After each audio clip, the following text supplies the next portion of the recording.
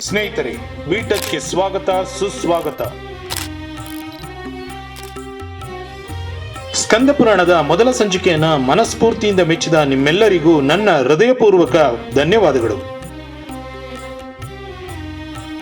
ಸ್ನೇಹಿತರೆ, ನಮ್ಮ ತಂದೆ ತಾಯಿ, ನೆಲ, ಜಲ, ಭಾಷೆ, ದೇಶ, ನಮ್ಮ ಸಂಸ್ಕೃತಿ, ನಮ್ಮ ಧರ್ಮ ಇವುಗಳನ್ನು ನಾವೇ ಗೌರವಿಸದೆ ಹೋದ್ರೆ ಮತ್ತಿನ್ಯಾರೋ ಗೌರವಿಸ್ತಾರೆ? ಸ್ನೇಹಿತರೆ, ಸನಾತನ ಧರ್ಮದ ಪ್ರತಿಯೊಂದು ಕಥೆಯೂ ಕಾಲ್ಪನಿಕವಲ್ಲ. ವಿಶ್ವದ ಬಹುತೇಕ ವಿಜ್ಞಾನಿಗಳು ಭಗವದ್ಗೀತೆಯ ಸ್ಫೂರ್ತಿಯನ್ನು ಪಡೆಯುತ್ತಿರುವುದು ಸುಳ್ಳಲ್ಲ. ಈ ಮಾತುಗಳನ್ನು ಹೇಳುತ್ತಾ ಸ್ಕಂದ ಪುರಾಣದ ಮುಂದಿನ ಸಂಚಿಕೆಯನ್ನ ಉದ್ಯೋಗಿಸೋಣ. ಸ್ನೇಹಿತರೆ, ಸ್ಕಂದ ಪುರಾಣದ ಮೊದಲ ಸಂಚಿಕೆಯನ್ನ ನೀವೀಗಾಗಲೇ ನೋಡಿದ್ದೀರಿ. ನೋಡದೇ ಇರುವಂತಹ ವೀಕ್ಷಕರು ಕೃಪೆ ಮಾಡಿ ಡಿಸ್ಕ್ರಿಪ್ಷನ್ ಬಾಕ್ಸ್ ನಲ್ಲಿ ಅದರ ಲಿಂಕ್ ಅನ್ನ ಕೊಟ್ಟಿರುತ್ತೇನೆ. ಪಾರ್ವತಿಯು ಬೆಳೆದು ಯೌವನದಲ್ಲಿ ಕಾಲಿರಿಸಲು ಅವಳ ದೃಢ ಸಂಕಲ್ಪವನ್ನರಿತ ಹಿಮವಂತನು ಅವಳು ಶಿವನಿಗಾಗಿಯೇ ತಪವನ್ನು ಮಾಡಲೆಂದು ವನಕ್ಕೆ ತೆರಳಲು ಅನುಮತಿ ಕೊಟ್ಟನು. ಜಗನ್ಮಾತೆಯು ಹಿಮತ್ ಪರ್ವತದ ಗೌರಿ ಶಿಖರದಲ್ಲಿ ಸ್ನೇಹಿತರೊಡಗೂಡಿ ತಪಸ್ಸನ್ನು ಆಚರಿಸಲು ತೊಡಗಿದಳು. ಸತಿಯಿಲ್ಲದ ಕೈಲಾಸದಲ್ಲಿ ಶಿವನು ಸನಕ, ಸನಂದನಾದಿ ಮಹಾಮುನಿಗಳೊಡನೆ ಕೂಡಿ ತ್ರಿಪದಾರ್ಥವನ್ನು ಅನುಸಂಧಾನ ಮಾಡುತ್ತಾ ವೇದಾಂತರ ರಹಸ್ಯವನ್ನು ಆ ಮಹಾಮುನಿಗಳಿಗೆ ವಿವರಿಸುತ್ತಿದ್ದನು.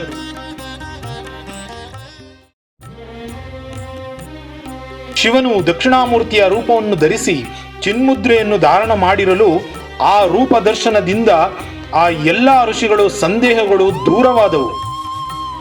ಹೀಗೆ ಲೋಕಮಾತೆಯು ತಪಸ್ಸಿನಲ್ಲಿಯೂ ಮಹೇಶ್ವರನು ಚಿನ್ಮುದ್ರೆಯಲ್ಲಿಯೂ ಇರಲು ಸಕಲ ಬ್ರಹ್ಮಾಂಡವೇ ಮನ್ಮಥ ಬಾಣಗಳಿಗೆ ಬಗ್ಗದೆ ವೀತರಾಗವಾಯಿತು.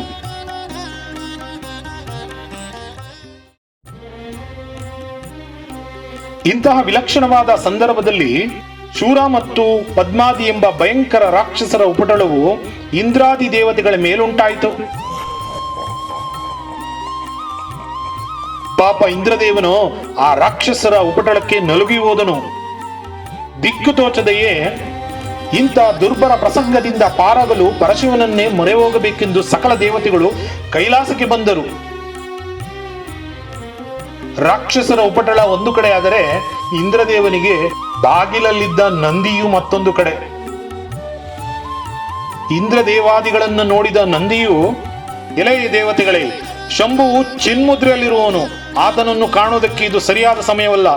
ನೀವು ಈ ಪರ್ವತದ ಪರಿಸರದಲ್ಲೇ ಇರಕೂಡದು ಎಂದು ದರ್ಪದಿಂದ ನುಡಿದು ದೇವತೆಗಳಿಗೆ ಶಿವನನ್ನು ಕಾಣಲು ಬಿಡದೆ ಅವರನ್ನು ಅಲ್ಲಿಂದನೇ ಅಟ್ಟಿಬಿಟ್ಟನು. ಅಲ್ಲಿಂದ ಪೆಚ್ಚುಮೋರೆ ಹಾಕಿಕೊಂಡು ಹೊರಟ ದೇವಾದಿ ದೇವತೆಗಳು ನೇರವಾಗಿ ಬ್ರಹ್ಮನೆಡೆಗೆ ಬಂದರು. ಎಲೈ ಪೂಜ್ಯನಾದ ಬ್ರಹ್ಮನೇ, ನೀನು ಬ್ರಹ್ಮನಾಗಿ ವಿಶ್ವವನ್ನು ಸೃಜಿಸುವೆ, ವಿಷ್ಣುವಾಗಿ ರಕ್ಷಿಸುವೆ, ರುದ್ರನಾಗಿ ಕ್ಷಣದಲ್ಲಿ ಸರ್ವ ಚರಾಚರಮಯವಾದ ಪ್ರಪಂಚವನ್ನೇ ನಾಶಗೊಳಿಸುವೆ. ಈ ವಿಶ್ವವೆಲ್ಲವೂ ನಿನ್ನಲ್ಲಿಯೇ ಅಡಗಿದೆ, ಎಲ್ಲವೂ ನಿನ್ನ ಅಧೀನದಲ್ಲಿಯೇ ಇದೆ. ಪರಬ್ರಹ್ಮ ಸ್ವರೂಪನೇ, ನಮ್ಮನ್ನು ರಕ್ಷಿಸು ರಕ್ಷಿಸು ಎಂದು ಬ್ರಹ್ಮನನ್ನು ವಿಧ ವಿಧವಾಗಿ ಸ್ತುತಿಸಿದರು. ಆಗ ಕಮಲಭವನು ಏನೂ ಅರಿಯದಂತೆ ಪ್ರಸನ್ನನಾಗಿ, ನನ್ನ ಪ್ರೀತಿಯ ದೇವತೆಗಳೇ, ನಿಮ್ಮ ಮುಖಗಳೇಕೆ ಬಾಡಿವೆ? ನೀವೆಲ್ಲ ಒಟ್ಟಾಗಿ ಬಂದ ಕಾರಣವೇನು? ಹೇಳಿರಿ, ನಿಮಗಾವ ಸಂಕಟ ಒದಗಿದೆ ತಿಳಿಸಿರಿ, ಅದರ ಪರಿಹಾರೋಪಾಯವನ್ನು ಯೋಚಿಸಿ ಹೇಳುತ್ತೇನೆ ಎನ್ನುತ್ತಾ ಬ್ರಹ್ಮದೇವನು ಏನೂ ಅರಿಯದವನಂತೆ ಕೇಳಿದನು. ದೇವಗುರು ಬೃಹಸ್ಪತಿಗಳು ನಡೆದ ವಿಷಯವನ್ನ, ಬಂದ ಸಮಾಚಾರವನ್ನ ಬ್ರಹ್ಮನಿಗೆ ಹೇಳಲು ಆರಂಭಿಸಿದರು. ಎಲೈ ಸರ್ವಜೀವಿಗಳ ಹೃದಯದಲ್ಲಿ ಅಡಗಿರುವ ಸರ್ವಂತರಯಾಮಿಯಾಗಿರುವ ಸ್ವಾಮಿಯೇ, ನಿನಗರಿಯದುದು ಯಾವುದೂ ಇಲ್ಲ. ಆದರೂ ನೀನು ಕೇಳುತ್ತಿರಲು ನಾವು ಹೇಳಬೇಕಾದುದು ವಿಹಿತವು. ಪರಶಿವನ ವರದಿಂದ ಮದಿಸಿದ ತಾರಕಾಸುರ, ಪದ್ಮಾಸುರ ಈ ಮೊದಲಾದ ರಕ್ಕಸರಿಂದ ದೇವತೆಗಳಿಗೆ ದಿಕ್ಪಾಲರಿಗೂ ಆದ ಕಷ್ಟ ನಷ್ಟಗಳು ಅಷ್ಟಿಷ್ಟಲ್ಲ.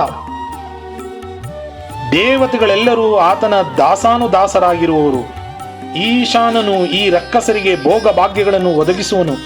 ಚಂದ್ರನು ತನ್ನ ಪೂರ್ಣ ಕಲೆಯಿಂದ ಜ್ಯೋತ್ಸ್ನಾ ವರ್ಷವನ್ನು ಸುರಿಯಿಸಿ ಆ ನೀಚರ ಕಾಮತಂತ್ರಕ್ಕನುಕೂಲಿಸುವಂತೆ ಹೆಣ್ಣುಗಳನ್ನು ಮೆರೆಯಿಸುತ್ತಿದ್ದಾನೆ. ಅಷ್ಟವಸುಗಳು ಆತನ ಕೋಶಗೃಹವನ್ನು ಕಾಯುತ್ತಾರೆ. ಏಕಾದಶ ರುದ್ರರು ಘಂಟರಸ್ಥರಾಗಿ ಅಹರ್ನಿಶಿ ಅವನ ರಾಜಗೃಹಗಳ ಪಹರೆ ಮಾಡುವರು.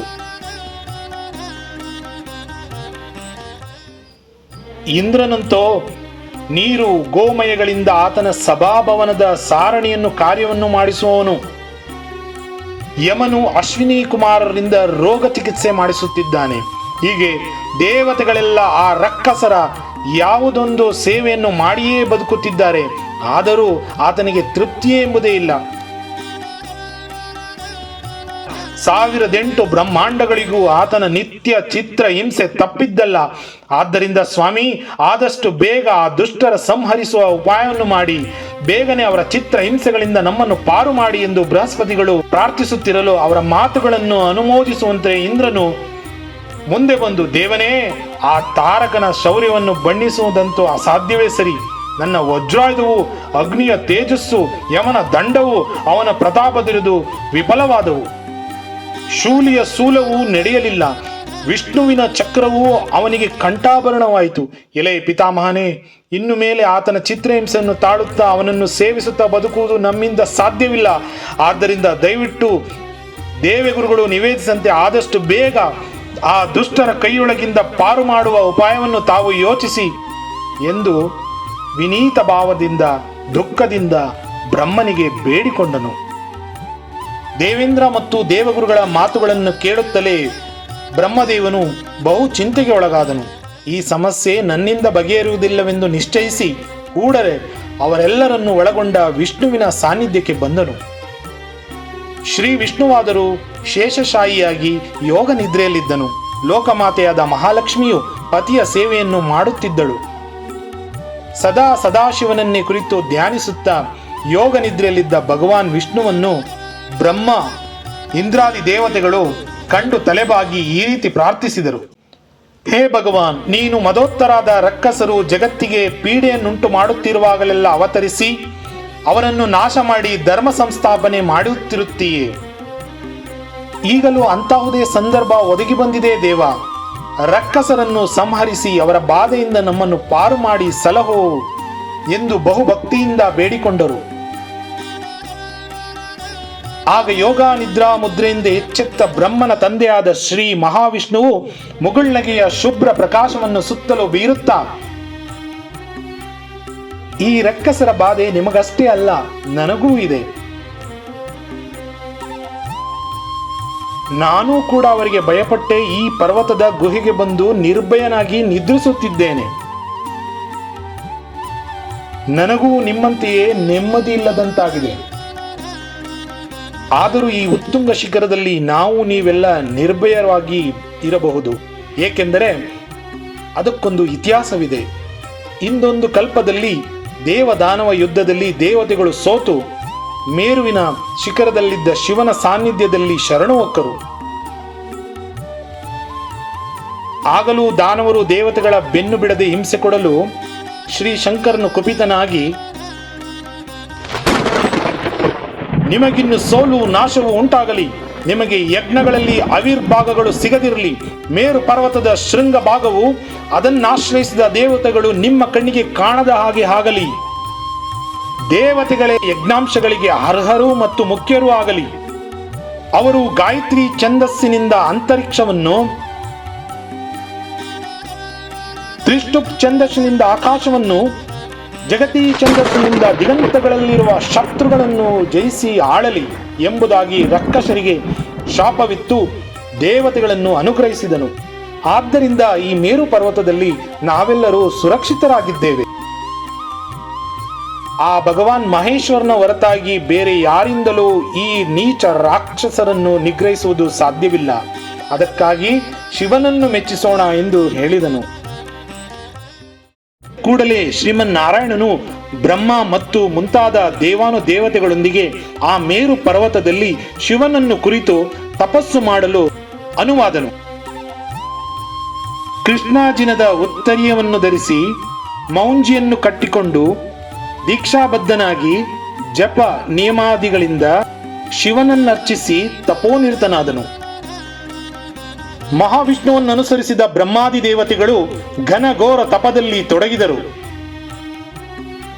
ಕೆಲವು ಕಾಲಾನಂತರ ಅವರ ತಪಕ್ಕೆ ಸಂತುಷ್ಟನಾದ ಶಿವನು ನಂದೀಶ್ವರನ ಕೈ ಹಿಡಿದು ಗಜ ಚರ್ಮಾಂಬರಧಾರಿಯಾಗಿ ಅವರಿಗೆ ಪ್ರತ್ಯಕ್ಷನಾದನು.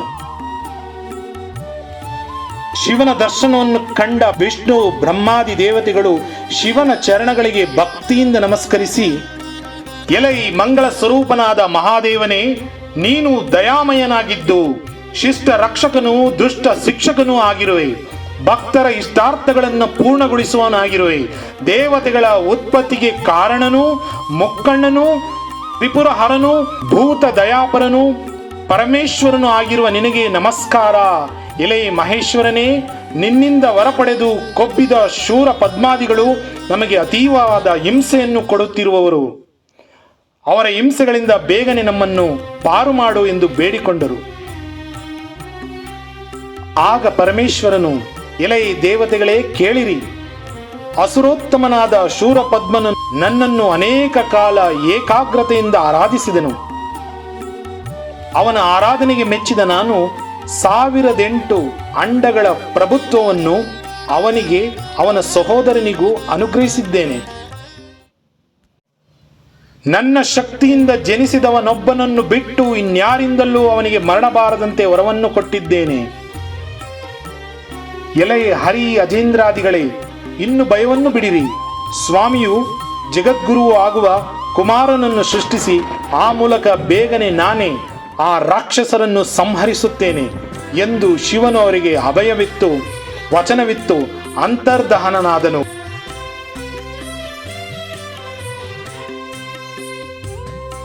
ಮುಂದಿನ ಸಂಚಿಕೆಯಲ್ಲಿ ಭೇಟಿಯಾಗೋಣ. ಎಲ್ಲರಿಗೂ ಧನ್ಯವಾದಗಳು.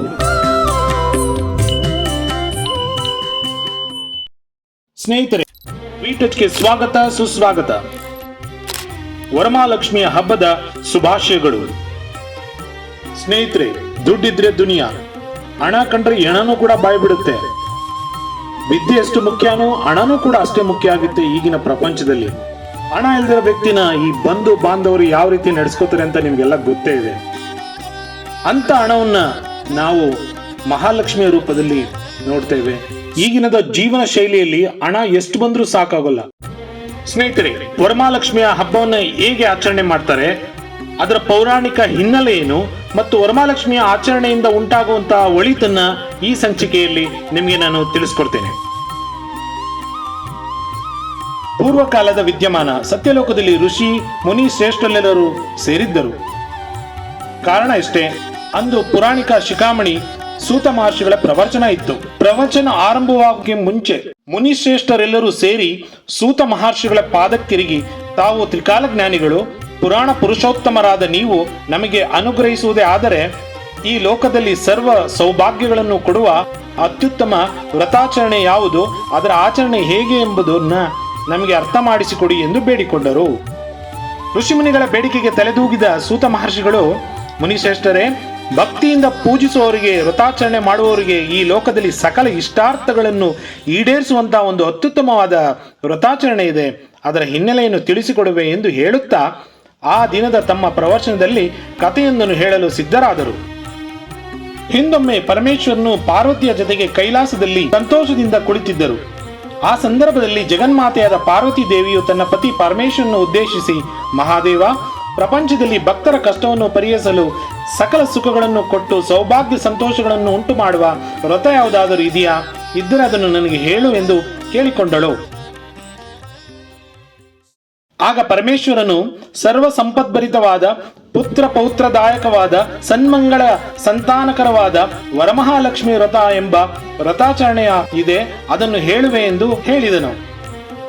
ಈ ವ್ರತವನ್ನು ಭಕ್ತಿ ಸಂಪನ್ನರಾದ ಹೆಂಗಸರು, ಗಂಡಸರು, ಮಕ್ಕಳು ಯಾರು ಬೇಕಾದರೂ ಮಾಡಬಹುದು.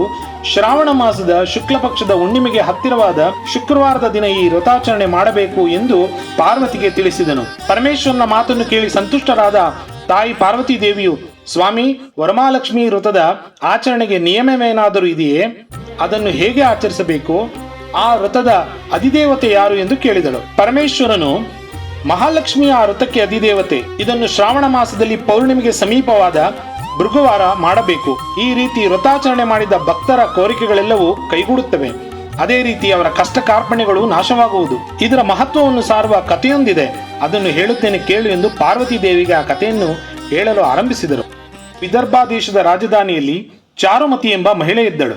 ಆಕೆ ದರಿದ್ರಳಾದಳು, ಸದಾಚಾರ ಸಂಪನ್ನಳು. ಪತಿಯ ಶುಶ್ರೂಷೆಯೇ ಮುಖ್ಯ ಎಂದು ತಿಳಿದು ಸದಾ ಸಂತೋಷಚಿತ್ತಳಾಗಿ ಪತಿಯ ಮನಸ್ಸನ್ನು ನೋಯಿಸದೆ ಪರಿವರ್ತನೆ ತೋರುತ್ತಿದ್ದವಳು.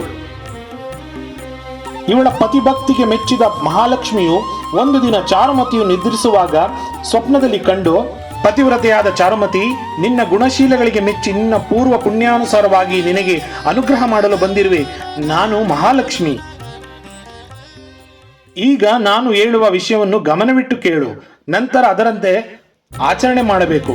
ಆ ರೀತಿ ಮಾಡುವುದರಿಂದ ನೀನು ಅನುಭವಿಸುತ್ತಿರುವ ದಟ್ಟ ದಾರಿದ್ರ್ಯವು ನಾಶವಾಗಿ ಅಷ್ಟೈಶ್ವರ್ಯಗಳು ನಿನಗೆ ಪ್ರಾಪ್ತಿಯಾಗುತ್ತದೆ.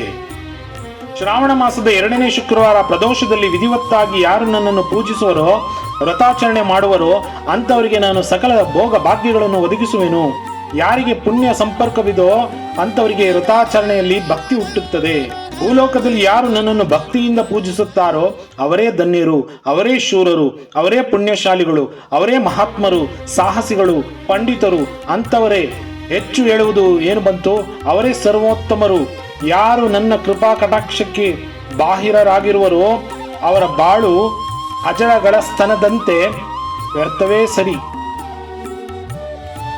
ಆದ ಕಾರಣ ನೀನು ಈ ವ್ರತಾಚರಣೆಯನ್ನು ಮಾಡಿ ಧನ್ಯಳಾಗು ಎಂದು ಉಪದೇಶಿಸಿ ಅಂತರ್ಧನಳಾದಳು.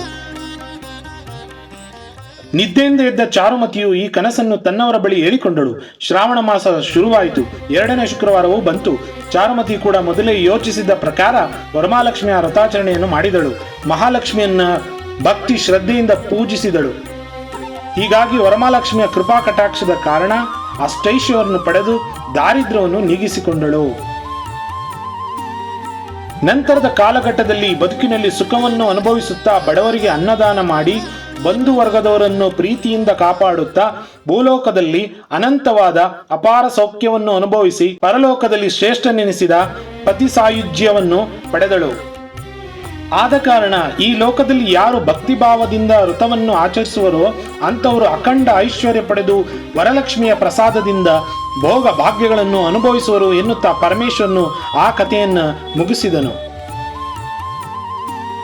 ಪರಮೇಶ್ವರನ ಕಥೆಯನ್ನು ಕೇಳಿದ ಪಾರ್ವತಿ ದೇವಿಯು ಉತ್ಸುಕಳಾಗಿ, ಮಹಾದೇವ, ನನ್ನಲ್ಲಿ ನಿನಗೆ ದಯ ಉಂಟಾದರೆ ಈ ಪೂಜೆ ವ್ರತಾಚರಣೆಯ ವಿಧಾನವನ್ನು ವಿವರವಾಗಿ ಹೇಳಬೇಕು ಎಂದು ಕೇಳಿಕೊಂಡಳು. ಪರಮೇಶ್ವರನು, ಶ್ರಾವಣ ಮಾಸದ 2ನೇ ಶುಕ್ರವಾರ ಭಕ್ತಿಯುಳ್ಳ ಸ್ತ್ರೀಯರಾಗಲಿ ಪುರುಷರಾಗಲಿ ಮಕ್ಕಳೇ ಆಗಲಿ ಅಭ್ಯಂಜನವನ್ನು ಮಾಡಿಕೊಂಡು, ಅಂದರೆ ಮಂಗಳ ಸ್ನಾನವನ್ನು ಮಾಡಬೇಕು. ಅದಾದ ನಂತರ ಮಡಿ ವಸ್ತ್ರವನ್ನ, ಶುಭ ವಸ್ತ್ರಗಳನ್ನು ಧರಿಸಬೇಕು. ಮನೆ ಎದುರು ರಂಗೋಲಿ ಬಿಡಿಸಬೇಕು. ಅಲಂಕೃತವಾದ ಪರಿಶುದ್ಧ ಪೂಜಾ ಸ್ಥಳದಲ್ಲಿ ಮನೋಹರವಾದ ಮಂಟಪವನ್ನು ನಿರ್ಮಿಸಬೇಕು. ಅದರ ಮಧ್ಯದಲ್ಲಿ ಪಂಚವರ್ಣದಿಂದ ಕೂಡಿದ ಅಷ್ಟದಳ ಪದ್ಮವನ್ನು ರಚಿಸಿ ಅದರ ಮೇಲೆ ಮಾವಿನ ಚಿಗುರುಗಳಿಂದ ಕೂಡಿದ ಕಳಶವನ್ನು ಇಟ್ಟು ಪ್ರಾಣ ಪ್ರತಿಷ್ಠಾಪನೆ ಮಾಡಬೇಕು. ಅದರಲ್ಲಿ ವರಮಹಾಲಕ್ಷ್ಮಿಯನ್ನ ಪೂಜಿಸಬೇಕು. ಷೋಡಶೋಪಚಾರ ಮಾಡಿ ದೇವಿಯನ್ನ ಸತ್ಕರಿಸಬೇಕು. ಪದ್ಮಾನನೇ ಪದ್ಮ, ಪದ್ಮಾಕ್ಷಿ ಪದ್ಮ, ಸಂಭವೇ ತಮ್ನೆ ಭಜಿಸಿ ಪದ್ಮಾಕ್ಷಿಯನ ಸೌಖ್ಯಂ ಲಭಾಮ್ಯಹಂ ಎಂಬ ಮಂತ್ರದೊಂದಿಗೆ ಶಾಸ್ತ್ರಬದ್ಧವಾಗಿ ಪೂಜೆ ಮಾಡಿ ದೇವಿಯನ್ನ ತೃಪ್ತಿಪಡಿಸಬೇಕು. ಅನಂತರ ಯೋಗ್ಯ ಬ್ರಾಹ್ಮಣನಿಗೆ ಉಪಾಯನ ದಾನವನ್ನು ಕೊಡಬೇಕು.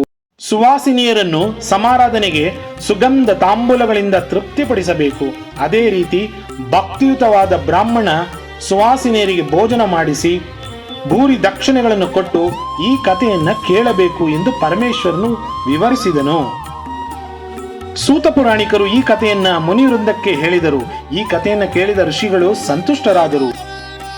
ಆಗ ಸೂತ ಪುರಾಣಿಕರು, ಈ ವರಮಹಾಲಕ್ಷ್ಮಿಯ ವ್ರತವನ್ನು ಯಾರು ಮಾಡುವರೋ, ಅದೇ ರೀತಿ ಈ ಕಥೆಯನ್ನು ಯಾರು ಕೇಳುವರೋ ಅವರಿಗೆ ದಾರಿದ್ರ್ಯ ದುಃಖ ನಾಶವಾಗಿ ಸಂಪತ್ತಿನಿಂದ ಸಕಲ ಸೌಭಾಗ್ಯಗಳು ಕೂಡಿ ಬರ್ತವೆ ಎಂದು ಹೇಳಿದರು.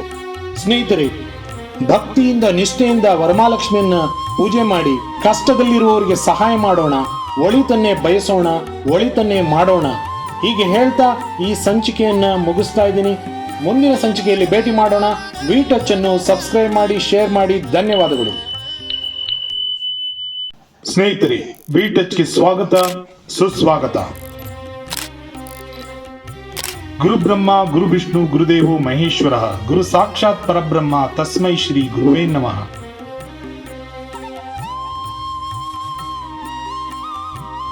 ಶುಕ್ಲಾಂಬರಧರಂ ವಿಷ್ಣುಂ ಶಶಿವರ್ಣಂ ಚತುರ್ಭುಜಂ ಪ್ರಸನ್ನವದನಂ ಧ್ಯಾಯೇತ್ ಸರ್ವ ವಿಘ್ನೋಪಶಾಂತಯೇ.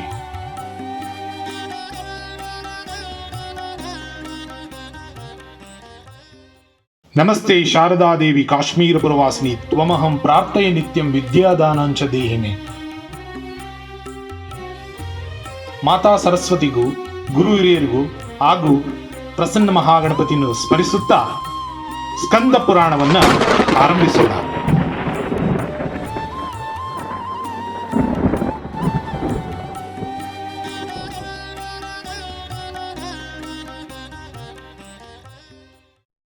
ಕುಮಾರಸ್ವಾಮಿ, ಸ್ಕಂದ, ಕದಂಬ, ಒಡಿವೇಲ, ವಲ್ಲೀಶ, ದೇವಯಾನಿ ಪ್ರಿಯ, ಉತ್ಸವ ಪ್ರಿಯ, ಮಯೂರವಾಹನ, ಷಣ್ಮುಗ, ತಾರಕಾಸುರ ಸಂಹಾರಿ ಎಂದೆಲ್ಲ ಕರೆಯಲ್ಪಡುವ ಶಿವನ ಪುತ್ರ ಸುಬ್ರಹ್ಮಣ್ಯ ಸ್ವಾಮಿಯ ಕಥೆಯೇ ಸ್ಕಂದ ಪುರಾಣ.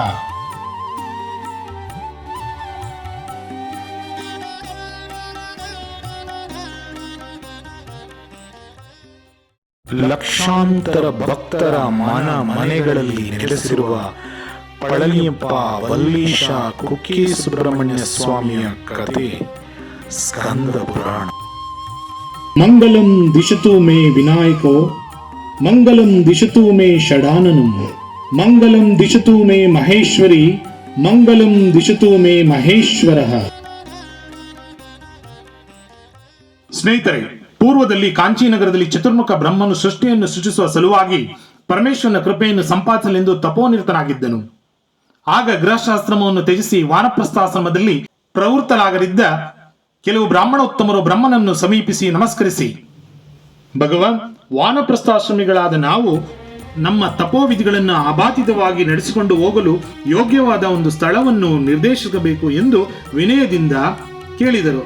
ಆಗ ಬ್ರಹ್ಮನು ರಥದ ನೇಮಿಯೊಂದನ್ನು ಅಂದರೆ ಚಕ್ರವೊಂದನ್ನು ಕೊಟ್ಟು, ಬ್ರಾಹ್ಮಣೋತ್ತಮರೇ, ಈ ನೇಮಿಯನ್ನು ಮುಂದೆ ಬಿಟ್ಟುಕೊಂಡು ಅದು ಸಾಗುವ ಮಾರ್ಗದಲ್ಲಿಯೇ ನೀವು ನಡೆಯಿರಿ.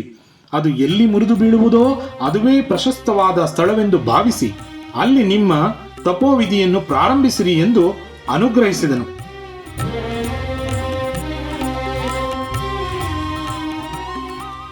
ಅದರಂತೆ ಬ್ರಹ್ಮದತ್ತವಾದ ರಥನೇಮಿಯನ್ನು ಅನುಸರಿಸಿ ಆ ಬ್ರಾಹ್ಮಣೋತ್ತಮರು ಬರುತ್ತಿರಲು ಆ ನೇಮಿಯು ಕೆಲವು ದೂರ ಕ್ರಮಿಸಿ ಸುಂದರವೂ ಸೂಕ್ಷ್ಮವೂ ಆದ ಶಿಲಾತಲಕ್ಕೆ ಅಪ್ಪಳಿಸಿ ಚೂರು ಚೂರಾಯಿತು ಮತ್ತು ಆ ಸ್ಥಳವೇ ಆ ತಪಸ್ವಿಗಳಿಗೆ ತಪೋವಿಧಿಗಳನ್ನು ಸಾಂಗವಾಗಿ ನೆರವೇರಿಸಲು ಯೋಗ್ಯ ಪ್ರದೇಶವೆಂದು ಸೂಚಿಸಿತು. ಶಿವನ ಜಟಾಮಂಡಲದಿಂದಿಳಿದು ತ್ರಿಪದಗಯೆಂದೆನಿಸಿ ಹಿಮವಂತನ ಭೂಪ್ರದೇಶದಿಂದ ಮುಂದುವರಿದು ಭಗೀರಥನ ಬೆನ್ನು ಹತ್ತಿ ಬಂದು ಮುಂದೆ ಜಾಹ್ನವಿ ಎನಿಸಿ ಹರಿದು ಆರ್ಯವರ್ತವನ್ನು ಪ್ರವೇಶಿಸಿ ಪ್ರವಹಿಸುವ ಸುಗಂಧಿನಿಯು ಪುಣ್ಯವಾಹಿನಿಯೂ ಆದ ಗಂಗಾ ನದಿಯ ತೀರವೇ ಆ ನೇಮಿ ಸೂಚಿತ ಪುಣ್ಯಭೂಮಿಯಾಗಿದ್ದು ಯಾವತ್ತೂ ನಿಸರ್ಗ ಸೌಂದರ್ಯಕ್ಕೆ ಬೀಡಾಗಿ ಮುಕ್ತಿ ತವರ್ಮನೆಯಾಗಿ ಶೋಭಿಸುತ್ತಲಿತ್ತು. ಬ್ರಹ್ಮ ದತ್ತ ನೇಮಿಯಿಂದ ಆ ಪ್ರದೇಶವು ನಿರ್ಧರಿಸಲ್ಪಟ್ಟುದರಿಂದ ಆ ಪುಣ್ಯಭೂಮಿಯು ನೇಮಿಷಾರಣ್ಯವೆಂದು ಸುಪ್ರಸಿದ್ಧಿಯಾಯಿತು.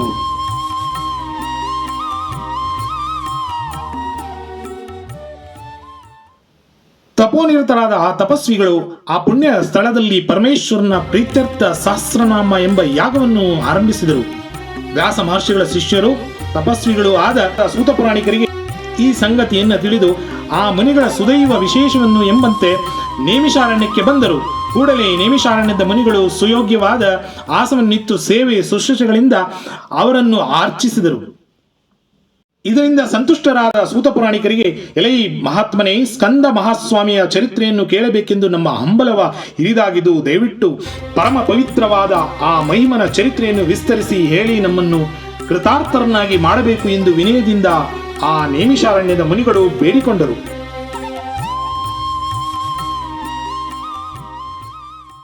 ಮುನಿವರರ ಪ್ರಾರ್ಥನೆಯಿಂದ ಅತ್ಯಂತ ಸಂತುಷ್ಟರಾದ ಸೂತ ಪುರಾಣಿಕರು, ಎಲೈ ಮುನಿಶ್ರೇಷ್ಠರೇ, ನಿಜವಾಗಿಯೂ ನೀವು ಧನ್ಯರು. ನಿಮ್ಮ ಪುಣ್ಯ ವಿಶೇಷಗಳಿಂದಲೇ ಸ್ಕಂದ ಚರಿತವನ್ನು ಕೇಳಲು ಮನಸ್ಸು ಮಾಡಿದ್ದೀರಿ. ಆ ಮಹಿಮನ ಚರಿತ್ರೆಯನ್ನು ಶ್ರವಣದಿಂದ ಚತುರ್ವಿಧ ಪುರುಷಾರ್ಥಗಳು ಸಾಧಿಸುವವು. ರೌರವ ನರಕ ತಪ್ಪುವುದು. ವಂದ್ಯೆಯು ಮಕ್ಕಳನ್ನು ಪಡೆಯುವಳು, ಕನ್ಯೆಯು ತಕ್ಕ ಪತಿಯನ್ನು ಹೊಂದುವಳು, ವಿದ್ಯಾರ್ಥಿಯು ವಿಶೇಷ ವಿದ್ಯೆ ಸಂಪನ್ನನಾಗುವನು. ಆ ಜಗದ್ವಲ್ಲಭನಾದ ಸ್ಕಂದಸ್ವಾಮಿಯು ತನ್ನ ಚರಿತೆಯನ್ನು ಭಕ್ತಿಯಿಂದ ಪೂಜಿಸಿ ಶ್ರದ್ಧೆಯಿಂದ ಶ್ರವಣ ಮಾಡುವವರ ದುರಿತಗಳನ್ನು ನಾಶ ಮಾಡಿ ಅವರ ಇಷ್ಟಾರ್ಥಗಳನ್ನು ಪೂರ್ತಿಗೊಳಿಸಿ ಕಾಪಾಡುವನು. ಎಲೈ ಮುನಿವರಿಯರೇ, ನಿಮಗಾಗಿ ಪರಬ್ರಹ್ಮನಾದ ಸ್ಕಂದನ ಚರಿತ್ರೆಯನ್ನು ವಿಸ್ತರಿಸಿ ಹೇಳುವೆನು, ಶ್ರದ್ಧೆಯಿಂದ ಕೇಳಿರಿ ಎಂದು ನುಡಿದು ಶಿವನನ್ನು, ಸ್ಕಂದಸ್ವಾಮಿಯನ್ನು ಮನದಲ್ಲಿ ಧ್ಯಾನಿಸಿ ಗುರು ವ್ಯಾಸ ಮಹರ್ಷಿಗಳಿಗೆ ನಮಸ್ಕರಿಸಿ ಶುಭಕರವಾದ ವಾಕ್ಯಗಳಿಂದ ಸ್ಕಂದ ಸ್ವಾಮಿಯ ಚರಿತ್ರೆಯನ್ನು ಹೇಳಲು ಉದ್ಯೋಗಿಸಿದರು. ಸ್ನೇಹಿತರೆ, ಅದೊಂದು ದಿನ ಕೈಲಾಸದಲ್ಲಿ ಲೋಕಮಂಗಲಕರನಾದ ಶ್ರೀ ಶಂಕರನು ತನ್ನ ಶಿವಗಣಗಳೊಂದಿಗೆ ನಿತ್ಯವಾದ ಆನಂದದಲ್ಲಿ ಮಗ್ನನಾಗಿ ಕುಳಿತುಕೊಂಡಿದ್ದನು. ಶಿವನ ವಾಮಪಾರ್ಶ್ವದಲ್ಲಿದ್ದ ದಕ್ಷಕನ್ಯೆಯಾದ ದೇವಿಯು, ದೇವ, ನಿನ್ನ ಮಾತನ್ನು ಮೀರಿ ನಾನು ನನ್ನ ತಂದೆಯ ಮನೆಗೆ ಹೋಗಿ ಇಲ್ಲದ ಹಗರಣವನ್ನು ತಂದುಕೊಂಡೆ. ಅವನಿಂದ ನಾವೀರ್ವರು ದುಸ್ಸಹವಾದ ಅವಮಾನವನ್ನು ಅನುಭವಿಸಬೇಕಾಯಿತು. ಯಾಗಾಭಿಮಾನಿಯು ದೇವತೆಯು ದಕ್ಷನಿಗೆ ತಕ್ಕ ಶಿಕ್ಷೆಯನ್ನು ವಿಧಿಸಿತು. ಆದರೆ ನನಗಿರುವ ದಾಕ್ಷಾಣಿ ಎಂಬ ಹೆಸರು ಮಾತ್ರ ಹಾಗೆಯೇ ಉಳಿದಿದೆ. ನನಗಿದು ಎಳ್ಳಷ್ಟೂ ರುಚಿಸುವುದಿಲ್ಲ. ಸ್ವಾಮಿ, ದಯವಿಟ್ಟು ನನಗೆ ಮರು ಹುಟ್ಟೊಂದನ್ನು ಕಲ್ಪಿಸಿ ಬೇರೊಂದು ಹೆಸರನ್ನು ಪಡೆದು ನಿನ್ನ ಸನ್ನಿಧಿಗೆ ಬರುವಂತೆ ಅನುಗ್ರಹಿಸಬೇಕೆಂದು ವಿನಯದಿಂದ ದಾಕ್ಷಾಯಣಿಯು ಭಗವಂತನಲ್ಲಿ ಪ್ರಾರ್ಥಿಸಿದಳು.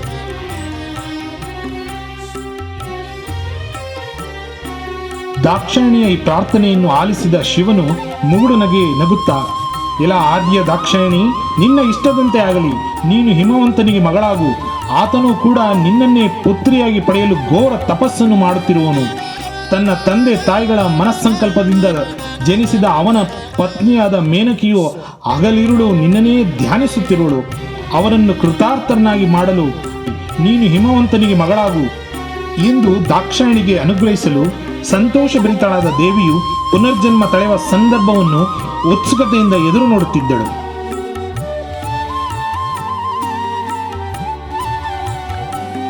ಇತ್ತ ರಾಜನಾದ ಹಿಮವಂತನು ತಪಸ್ವಿಯಂತೆ ಹಿಮಗಿರಿಯ ತಪ್ಪಲಲ್ಲಿ ಆಶ್ರಮವೊಂದನ್ನು ನಿರ್ಮಿಸಿಕೊಂಡು ದೇವಿಯನ್ನು ಕುರಿತು ಅತಿ ಘೋರವಾದ ತಪಸ್ಸನ್ನೆಸಗುತ್ತಿದ್ದನು.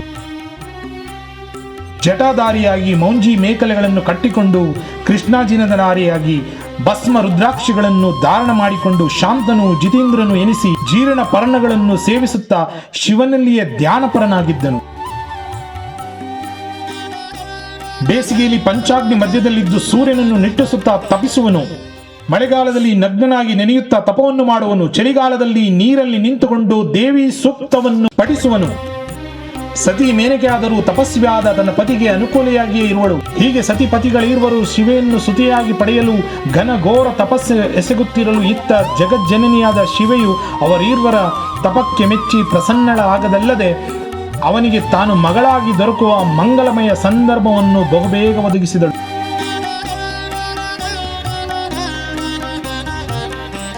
ಹಿಮವಂತನು ಸ್ನಾನಕ್ಕೆಂದು ಸೂರ್ಯೋದಯಕ್ಕೆ ಸರಿಯಾಗಿ ಮಾನಸ ಸರೋವರಕ್ಕೆ ಬಂದನು. ಶುಚಿರ್ಭೂತನಾಗಿ ಮಡಿವಸ್ತ್ರಗಳನ್ನಿಟ್ಟು ದೇವಿಯ ಅರ್ಚನೆಗೆಂದು ತಾವನೆಗಳನ್ನೆತ್ತಲು ಮುಂದುವರಿಯುತ್ತಿರುವಾಗ ಚತುರ್ಭುಜಳು ತ್ರಿನಯನೆಯು ಚಂದ್ರಕಲಾಧಾರಿಯೂ ಆದ ಶಿಶುರೂಪವನ್ನು ಹೊಂದಿ ಆಡುತ್ತಿರುವುದನ್ನು ಕಂಡನು. ಮಗುವಿನ ದರಹಸಿತವಾದ ನಾರವಿಂದವನ್ನು ಕಂಡು ರಸರೋಮಾಂಚನಗೊಂಡನು. ನಿಧಿಯನ್ನು ಕಂಡ ನಿರ್ಧನಂತೆ ಆನಂದ ಭಾವದಲ್ಲಿ ಮೈ ಮರೆಯುತ್ತಾ ಆ ಶಿಶುವಿಗೆ ನಮಸ್ಕರಿಸಿ ತನ್ನ ಅರಮನೆಗೆ ಎತ್ತುಕೊಂಡು ಬಂದನು. ತಪೋವನದಿಂದ ಮರಳುತ್ತಿರುವ ಪತಿಯನ್ನು ದೂರದಿಂದಲೇ ಕಂಡು ಮೇನಕೆಯು ಸಂಭ್ರಮದಿಂದ ಅರ್ಘ್ಯಾಪಾದ್ಯಾದಿಗಳಿಂದ ಸತ್ಕರಿಸಲೆಂದು ಬರಲು ಪತಿಯ ಕೈಯಲ್ಲಿರುವ ಮೂಲೋಕ ಮಾತೆಯನ್ನು ಲೋಕಮೋಹಕ ಶಿಶು ರೂಪವನ್ನು ಕಂಡು ರೋಮಾಂಚನಗೊಂಡು ಸಂಭ್ರಮದಿಂದ ಒಡನೆಯೇ ಆ ಶಿಶುವನ್ನು ಬಾಚಿ ಎತ್ತಿಕೊಂಡು ತೊಡೆಯ ಮೇಲೆ ಮಲಗಿಸಿಕೊಂಡಳು. ಮಾತ್ರ ಸಹಜವಾಗಿಯೇ ಮೇನಕೆಯ ಎದೆ ಹಾಲು ಉಕ್ಕಿತು. ಸಿದ್ಧ ಚಾರಣರು ಆನಂದದಿಂದ ಪುಷ್ಪವೃಷ್ಟಿಯನ್ನು ಮಾಡಿದರು. ಬ್ರಹ್ಮಾದಿ ದೇವತೆಗಳು ದಿಕ್ಪತಿಗಳು ಹರ್ಷದಿಂದ ನಲಿದರು. ಋಷಿಗಳು ದಂಡಗಳನ್ನು ಮೇಲೆತ್ತಿ ಹಿಡಿದು ಕುಣಿದರು. ಮೇನಕೆಗೂ ಹಿಮವಂತನಿಗೂ ಆದ ಆನಂದವು ಅಷ್ಟಿಷ್ಟಲ್ಲ. ದಂಪತಿಗಳಿರುವರು ಕೈ ಮುಗಿದು ಜಗದಂಬೆಗೆ ಸ್ತುತಿಸಿದರು. ಎಲೋ ಜಗನ್ಮಾತೆ, ನೀನು ಪ್ರಥಮ ವ್ಯಷ್ಟಿ ಸ್ವರೂಪಳು, ಪರಮೇಶ್ವರನ ಪ್ರಜ್ಞೆ ಎನಿಸಿದವಳು. ಲೋಕ ಕಲ್ಯಾಣಕ್ಕಾಗಿಯೇ ಹೀಗೆ ಸಂಸಾರದಲ್ಲಿ ಪ್ರವೇಶ ಮಾಡಿರುವೆ. ಶಿವಶಕ್ತಿ ಸ್ವರೂಪಳು, ದೈವ ಶಕ್ತಿಮಯ ದಹಿಮಯಿಯು, ಜ್ಞಾನ ಇಚ್ಛ ಕ್ರಿಯಾರೂಪ ಮನೋವೃತ್ತಿಯುಳ್ಳವಳು ಆಗಿರುವೆ. ಸರ್ವಮಂಗಲೆಯೇ, ನಿನ್ನಿಂದಲೇ ಶಿವನು ಸರ್ವಮಂಗಳನಾದನು. ಶ್ರೀ, ಲಕ್ಷ್ಮಿ, ಔಪಲಾಂಗ, ಅಂಬಿಕಾ, ಜಯ, ವಿಜಯ ಎಂಬ 6 ಹೆಸರುಗಳಿಂದ ಪ್ರಸಿದ್ಧಳಾದ ತಾಯಿಯೇ, ನಿನ್ನ ಭಕ್ತರಿಗೆ ಸರ್ವ ಸಂಪತ್ತುಗಳನ್ನಿತ್ತು ಸಲಹುವೆ. ಬ್ರಹ್ಮ ಬರವನ್ನೇ ತೊಡೆಯಬಲ್ಲ ಶಕ್ತಳು ತಾಯಿ ನೀನು. ತಾಯೇ, ನಿನ್ನ ಶ್ರೀ ಚರಣಗಳಿಗೆ ನಮಸ್ಕರಿಸಿ ನಿನಗೆ ನಾವಿರುವರು ಭಕ್ತಿಯಿಂದ ಮೊರೆ ಹೋಗುತ್ತೇವೆ. ನೀನು ನಮಗೆ ಸುತೆಯಾಗಿ ನಮ್ಮ ಇಚ್ಛೆಯನ್ನು ಪೂರ್ಣಗೊಳಿಸಿ ಅನುಗ್ರಹಿಸಬೇಕು ಎಂದು ಬಹುಭಕ್ತಿಯಿಂದ ಪ್ರಾರ್ಥಿಸಿದರು. ಆಗ ಜಗನ್ಮಾತೆಯು ದರಹಸಿತ ಮುಖಾರವಿಂದೆಯಾಗಿ ಅಂತಃಕರಣದಿಂದ, ಇಲ ಭಕ್ತಾಗ್ರಗಣ್ಯರೇ, ನಾನೇ ಶಿವನ ಅರ್ಧಾಂಗಿ, ಶಿವಶಕ್ತಿ ಸ್ವರೂಪಳು, ಬಹು ಪುರಾತನಳು. ಬ್ರಹ್ಮನ ಪ್ರಾರ್ಥನೆಯಂತೆ ನಾನು ದಕ್ಷನಿಗೆ ಮಗಳಾಗಿ ಜನಿಸಿ ದಾಕ್ಷಾಯಣಿ ಎನಿಸಿದೆ. ಆದರೆ ದಕ್ಷನು ಶಿವದ್ವೇಷಿಯಾದ್ದರಿಂದ ಆತನ ಸಂಬಂಧದ ದೇಹವನ್ನು ತ್ಯಜಿಸಿ ಸದ್ಯ ತಪ, ಧ್ಯಾನ, ಸಮಾಧಿ ಇವುಗಳಿಂದ ನನ್ನನ್ನು ಪ್ರಾರ್ಥಿಸುತ್ತಿರುವ ನಿಮಗೆ ಮಗಳಾಗಿರುವೆ ಎಂದು ಅನುಗ್ರಹಿಸಿದಳು. ಕೂಡಲೇ ಭುಜದ್ವಯಗಳ ದೇದೀಪ್ಯಮಾನವಾದ 2 ಕಣ್ಣುಗಳುಳ್ಳ, ನೀಲೋತ್ಪಲದಂತೆ ಕಪ್ಪಾದ ಕೇಶರಾಶಿಯುಳ್ಳ ಅನುಪಮವಾದ ಹೆಣ್ಣು ಮಗುವಾಗಿ ಆ ಲೋಕಮಾತೆಯು ಶೋಭಿಸಿದಳು. ಸ್ನೇಹಿತರೆ, ವಿಚಿತ್ರ ಎಂಬಂತೆ ಆ ಕ್ಷಣದ ಹಿಂದೆ ಜರುಗಿದ ವಿಲಕ್ಷಣ ಅಲೌಕಿಕ ಸಂದರ್ಭಗಳೆಲ್ಲವೂ ವಿಸ್ಮೃತಿ ಹೊಂದಿದವು. ಸ್ನೇಹಿತರೆ, ತಂದೆ ತಾಯಿಗಳು ಜಗನ್ಮಾತೆಯ ಮಾಯಾ ಪ್ರಭಾವದಿಂದ ಮೋಹಿತರಾಗಿ ಪುತ್ರಿ ವಾತ್ಸಲ್ಯದಿಂದ ಮಂತ್ರಿ ಪುರೋಹಿತರ ಅಭಿಮತದೊಡನೆ ಮಗುವಿನ ಜಾತಕ ಕರ್ಮಗಳನ್ನು ನಡೆಯಿಸಿದರು. ಪೌರರಿಗೆ ಅಚ್ಚರಿ ಸಂತೋಷಗಳು ಉಂಟಾದವು. ಎಲ್ಲೆಲ್ಲೂ ಸಂಭ್ರಮವೇ ಸಂಭ್ರಮ.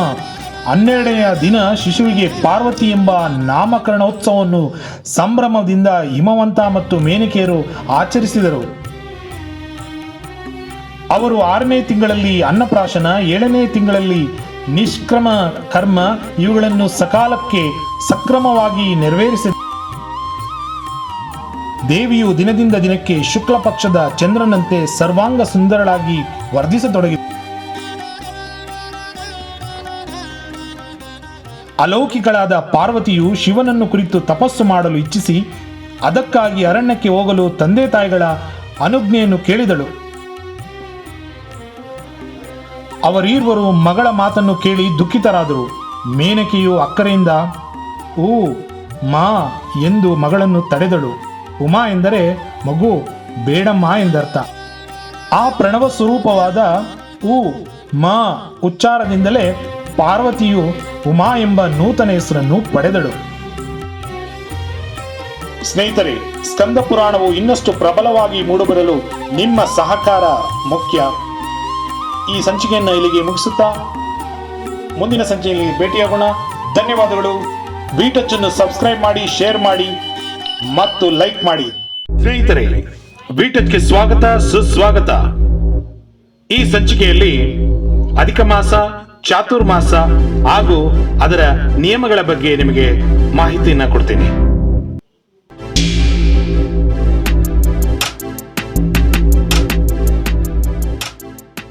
ಚಾತುರ್ಮಾಸವು 4 ತಿಂಗಳ ಅವಧಿಯಾಗಿದ್ದು ಇದು ಆಷಾಢ ಶುಕ್ಲ ಏಕಾದಶಿಯಿಂದ ಪ್ರಾರಂಭವಾಗಿ ಕಾರ್ತಿಕ ಶುಕ್ಲ ಏಕಾದಶಿವರೆಗೆ ಮುಂದುವರಿಯುತ್ತದೆ. ಇದರಲ್ಲಿ ಶ್ರಾವಣ, ಭಾದ್ರಪದ, ಅಶ್ವಿನ, ಕಾರ್ತಿಕ ಈ 4 ಮಾಸಗಳಿರುತ್ತವೆ. 15 ದಿನ ಆಷಾಢ ಹಾಗೂ 15 ದಿನ ಕಾರ್ತಿಕ ಮಾಸ ಕೂಡ ಸೇರಿರುತ್ತದೆ. ಚಾತುರ್ಮಾಸದ ಆರಂಭವನ್ನು ದೇವಶಯನಿ ಏಕಾದಶಿ ಮತ್ತು ಅಂತ್ಯವನ್ನು ದೇವೋತ್ಥಾನ ಏಕಾದಶಿ ಎಂದು ಕರೆಯಲಾಗುತ್ತದೆ. ಸ್ನೇಹಿತರೆ, ನಿಜವಾದ ಸನ್ಯಾಸಿಗಳು ಹಾಗೂ ಸಾಧು ಸಜ್ಜನರು ಒಂದು ಪ್ರದೇಶದಲ್ಲಿ 3 ದಿನಗಳವರೆಗೆ ಮಾತ್ರ ಉಳಿಯಬೇಕಾಗುತ್ತದೆ. ಇದು ಸಾಧು ಸಜ್ಜನರಿಗೆ ಇರುವಂತಹ ಒಂದು ನಿಯಮ. ಆದರೆ ಚಾತುರ್ಮಾಸದಲ್ಲಿ ಅವರು ಈ ನಿಯಮವನ್ನು ಬಿಟ್ಟು ಒಂದೇ ಪ್ರದೇಶದಲ್ಲಿ 4 ತಿಂಗಳವರೆಗೆ ಉಳಿಯಬಹುದಾಗಿದೆ. ಗೆಳೆಯರೇ, ಈಗಿನ ಸಾಧು ಸಜ್ಜನರು ಕಮರ್ಷಿಯಲ್ ಸ್ವಾಮೀಜಿಗಳ ಬಗ್ಗೆ ನಾವು ಹೇಳೋದೇ ಬೇಕಾಗಿಲ್ಲ. ಒಂದು ಟಿವಿ ಚಾನಲ್ನಲ್ಲಿ ಹಿಡ್ಕೊಂಡು ಕುತ್ಕೊಂಡ್ಬಿಟ್ರೆ ಅವ್ರಿಡೀ ಕುಟುಂಬನೇ ಮುಂದುವರ್ಸ್ಕೊಂಡು ಹೋಗುವಂಥ ಸ್ಥಿತಿ ನಿರ್ಮಾಣವಾಗಿದೆ. ಸ್ನೇಹಿತರೆ, ಅಧಿಕ ಮಾಸವು ಈಗಾಗಲೇ ಆರಂಭವಾಗಿ ಆಗಸ್ಟ್ 16ರಂದು ಕೊನೆಗೊಳ್ಳಲಿದೆ. ಸ್ನೇಹಿತರೆ, ಅಧಿಕ ಮಾಸ ಯಾವ ಮಾಸದಲ್ಲಿ ರವಿ ಸಂಕ್ರಮಣವಿಲ್ಲದೆ ಅಮಾವಾಸ್ಯೆಗಳು ಇರುತ್ತವೆಯೋ ಅದನ್ನ ಅಧಿಕ ಮಾಸ ಅಂತ ಕರೆಯಲಾಗಿದೆ. ಅಧಿಕ ಮಾಸವನ್ನ ಮಲಮಾಸ ಹಾಗೂ ಪುರುಷೋತ್ತಮ ಮಾಸ ಅಂತ ಕರೀತಾರೆ. ಪುರಾಣಗಳ ಪ್ರಕಾರ ಅಧಿಕ ಮಾಸದಲ್ಲಿ ಯಾವುದೇ ಶುಭ ಕಾರ್ಯವನ್ನ ನಡೆಸುವಂತಿಲ್ಲ. ಇದರಿಂದ ಬೇಸರಗೊಂಡ ಮಲಮಾಸ ನೇರವಾಗಿ ಮಹಾವಿಷ್ಣುವಿನ ಬಳಿ ಹೋಗಿ ಪ್ರಾರ್ಥನೆ ಮಾಡುತ್ತೆ. ಭಗವಂತ, ಸಕಲವೂ ನೀನೆ, ಸರ್ವಸ್ವವೂ ನೀನೆ. ಈ ಮಾಸದಲ್ಲಿ ನನಗೆ ಕಿಂಚಿತ್ತೂ ಬೆಲೆ ಇಲ್ಲ, ಯಾವುದೇ ಶುಭ ಕಾರ್ಯಗಳಿಲ್ಲ, ನನ್ನನ್ನು ಯಾರೂ ಮನ್ನಿಸೋದೇ ಇಲ್ಲ. ಕೃಪೆ ಮಾಡಿ ದೇವ, ನನಗೆ ಕರುಣೆ ತೋರಿಸು ಎಂದು ಆ ಮಲಮಾಸವು ಭಗವಾನ್ ಮಹಾವಿಷ್ಣುವಿನಲ್ಲಿ ಪ್ರಾರ್ಥನೆ ಮಾಡುತ್ತೆ. ಈ ಅಧಿಕ ಮಾಸದ ಪ್ರಾರ್ಥನೆಯನ್ನು ಮನ್ನಿಸಿದ ಮಹಾವಿಷ್ಣುವು ಈ ಮಾಸಕ್ಕೆ ನಾನೇ ಪುರುಷೋತ್ತಮ ರೂಪದಿಂದ ನಿಯಮಕನಾಗಿರುವೆನೆಂದು ಅನುಗ್ರಹವನ್ನು ನೀಡುತ್ತಾರೆ. ಆದ್ರಿಂದ ಇದನ್ನ ಪುರುಷೋತ್ತಮ ಮಾಸ ಅಂತಲೂ ಕರೀತಾರೆ.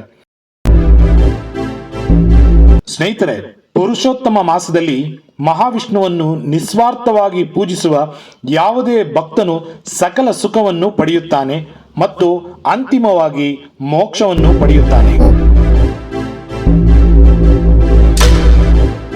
ಸ್ನೇಹಿತರೆ, ಅಧಿಕ ಮಾಸದಲ್ಲಿ ದೇವತಾ ಕಾರ್ಯಗಳಿಗೆ ಅತಿ ಹೆಚ್ಚು ಹೊತ್ತನ್ನು ನೀಡಲಾಗಿದೆ. ಶ್ರೀಮದ್ ಭಾಗವತದ ಶ್ರವಣವನ್ನು ಮಾಡುವುದರಿಂದ ವಿಶೇಷವಾದ ಪುಣ್ಯ ಲಭಿಸುತ್ತದೆ.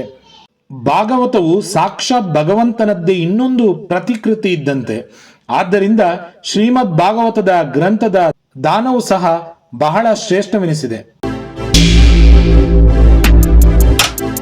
ಈ ಮಾಸದಲ್ಲಿ ಬಡವರಿಗೆ ಅತಿ ಹೆಚ್ಚು ದಾನ ಮಾಡುವುದರಿಂದ ಪುಣ್ಯವು ಪ್ರಾಪ್ತಿಯಾಗುತ್ತದೆ.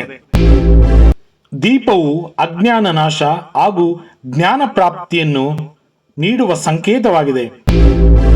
33 ತುಪ್ಪದ ಅಥವಾ ತೈಲದ ದೀಪಗಳನ್ನು ದೇವರ ಮುಂದೆ ಅಥವಾ ತುಳಸಿಯ ಮುಂದೆ ಹಚ್ಚುವುದು ಬಹಳ ಪುಣ್ಯಕರವಾಗಿದೆ. ವಿದ್ಯೆ ಪ್ರಾಪ್ತಿಗಾಗಿ ದೀಪಗಳನ್ನು ದಾನ ಮಾಡಬಹುದಾಗಿದೆ. ಸ್ನೇಹಿತರೆ, ಈ ಬಾರಿ ಶ್ರಾವಣ ಮಾಸ 59 ದಿನಗಳ ಕಾಲವಿರಲಿದೆ. ಹೀಗಾಗಿ ಈ ವರ್ಷ 8 ಶ್ರಾವಣ ಸೋಮವಾರಗಳು ಬರಲಿವೆ. ಶಿವನನ್ನ ಮೆಚ್ಚಿಸಲು ಪ್ರತಿ ವರ್ಷ ಶ್ರಾವಣ ಮಾಸದಲ್ಲಿ 4 ಅಥವಾ 5 ಸೋಮವಾರಗಳು ಬರ್ತಾ ಇತ್ತು. ಆದರೆ ಈ ಬಾರಿ 8 ಸೋಮವಾರಗಳು ಬಂದಿದೆ. ಗೆಳೆಯರೆ, ನಮ್ಮಲ್ಲಿ ಮಾಂಸಾಹಾರಿಗಳು ಇದ್ದಾರೆ, ಸಸ್ಯಾಹಾರಿಗಳು ಇದ್ದಾರೆ. ಕೆಲವೊಮ್ಮೆ ಕೆಲವೊಂದು ಮಾಸಗಳಲ್ಲಿ ಮಾಂಸಾಹಾರವನ್ನ ತ್ಯಜಿಸುವವರು ಇದ್ದಾರೆ. ಶಿವನನ್ನ ಮೆಚ್ಚಿಸಲು ಪ್ರತಿ ಶ್ರಾವಣ ಮಾಸದಲ್ಲಿ ಪ್ರತಿ ಸೋಮವಾರ ಉಪವಾಸ ಮಾಡುವವರು ಈ ಬಾರಿ 8 ಸೋಮವಾರ ಉಪವಾಸ ಮಾಡಲೇಬೇಕಾಗಿದೆ. ಈ ಅಧಿಕ ಮಾಸದ ಉಪವಾಸದ ಫಲ ನಿಮಗೆ ಅಧಿಕವಾಗಿಯೇ ಸಿಗುವುದು ಎಂದು ಪುರಾಣಗಳಲ್ಲಿ ತಿಳಿಸಲಾಗಿದೆ. ಸ್ನೇಹಿತರೆ, ಕೆಲವರು ಕಾರ್ತಿಕ ಮಾಸದಲ್ಲಿ ಮಾಂಸಾಹಾರವನ್ನು ತ್ಯಜಿಸುತ್ತಾರೆ, ಇನ್ನು ಕೆಲವರು ಶ್ರಾವಣ ಮಾಸದಲ್ಲಿ ಮಾಂಸಾಹಾರವನ್ನು ತ್ಯಜಿಸುತ್ತಾರೆ.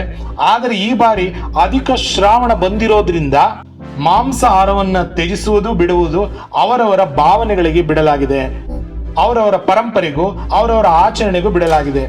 ಮಾತನ್ನ ಹೇಳ್ತಾ ಈ ಸಂಚಿಕೆಯನ್ನ ಮುಗಿಸ್ತಾ ಇದ್ದೀನಿ. ಧನ್ಯವಾದಗಳು. ನಮ್ಮ ವಿಟ ಚಾನೆಲ್ನ ಲೈಕ್ ಮಾಡಿ, ಸಬ್ಸ್ಕ್ರೈಬ್ ಮಾಡಿ, ಶೇರ್ ಮಾಡಿ. Thank you.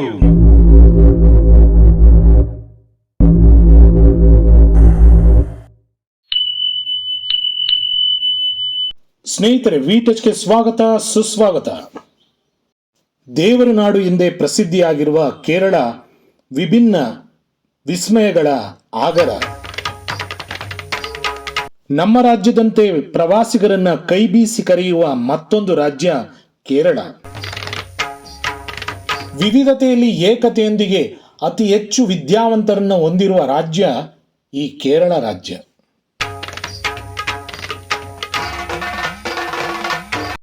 ಕೋಟ್ಯಾಂತ ಭಕ್ತರನ್ನ ಸೂಜಿ ಗಲ್ಲಿನಂತೆ ಸೆಳೆಯುವ ಚಿನ್ಮಯ ಮೂರ್ತಿ ಅಯ್ಯಪ್ಪ ಸ್ವಾಮಿ ನೆಲೆಸಿರುವ ರಾಜ್ಯ ಕೇರಳ.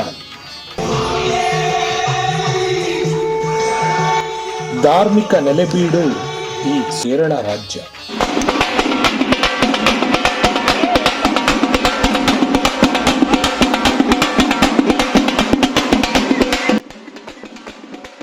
ಸ್ನೇಹಿತರೆ, ಧರ್ಮಶಾಸ್ತ್ರ ಶ್ರೀ ಅಯ್ಯಪ್ಪ ಸ್ವಾಮಿಯಂತೆ ಸಾಕಷ್ಟು ಪವಾಡಗಳನ್ನು ಸೃಷ್ಟಿಸಿ ಬರುವ ಭಕ್ತರ ಕಷ್ಟಗಳನ್ನು ಪರಿಹರಿಸಿ ಸಾಕಷ್ಟು ವರ್ಷಗಳಿಂದ ನೆಲೆ ನಿಂತಿರುವಂತಹ ಮತ್ತೊಂದು ಕ್ಷೇತ್ರದ ಬಗ್ಗೆ ಈ ಎಪಿಸೋಡ್ನಲ್ಲಿ ನೋಡೋಣ.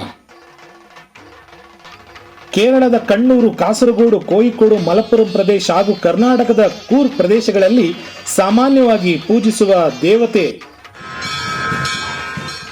ಸ್ನೇಹಿತರೆ, ಕೇರಳದ ಹೆಚ್ಚಿನ ದೇವಾಲಯಗಳು ಹಿಂದೂಯೇತರನ್ನು ಪ್ರವೇಶಿಸಲು ಅನುಮತಿಸುವುದಿಲ್ಲ.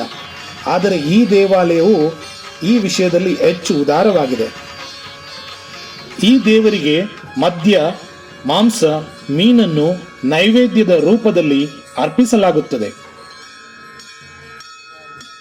ಈ ದೇವಾಲಯದಲ್ಲಿ ಶ್ವಾನಗಳಿಗೆ ಅಂದರೆ ನಾಯಿಗಳಿಗೆ ವಿಶೇಷವಾದಂಥ ಸ್ಥಾನಮಾನಗಳನ್ನು ನೀಡಲಾಗಿದೆ. ಈ ದೇವಾಲಯಗಳಲ್ಲಿ ಹೆಚ್ಚಿನ ಸಂಖ್ಯೆಯಲ್ಲಿ ಶ್ವಾನಗಳನ್ನು ನೀವು ಕಾಣಬಹುದಾಗಿದೆ. ಇಂತಹ ವಿಭಿನ್ನ ಆಚರಣೆಯೊಂದಿಗೆ ಬರುವ ಭಕ್ತರ ಸಂಕಷ್ಟಗಳನ್ನು ಪರಿಹಾರ ಮಾಡುತ್ತಿರುವ ಈ ಕ್ಷೇತ್ರ ಮತ್ತು ದೇವರು ನೆಲೆಸಿರುವುದು